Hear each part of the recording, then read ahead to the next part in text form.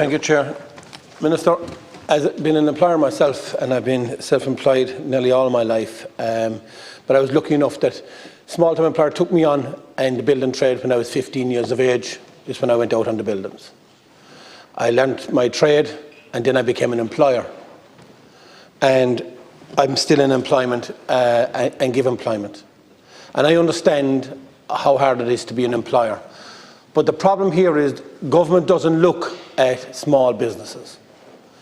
Government doesn't look at anything outside of international businesses where they see where trade unions are involved in. But when you look at the statistics, SMEs are 50% of the employment in Ireland.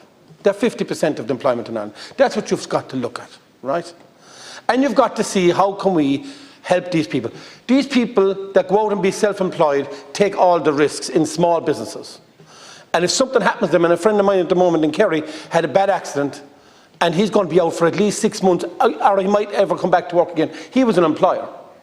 They don't look at the employers that go out and do without wages themselves to make sure that other people have when legislation and regulation is changed. Because the only way of them recouping money is by upping costs. And upping costs drives inflation. And we said this when the VAT rate went back from 9% to 13.5%, and at the same time the minimum wage went up, which I welcomed. But if the government had reduced the VAT rate back to 9%, it would have counteracted the minimum wage, and actually people could actually got more wages. But no, he rose it.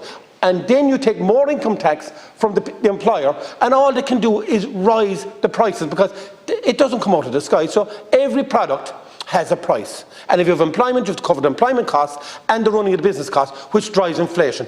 But the government don't look at this. You're basing this on international business, on big business, and you've forgotten about the people in your own localities, which are small, medium-sized business, which is 50% of the workforce here in Ireland. Thank you, Deputy.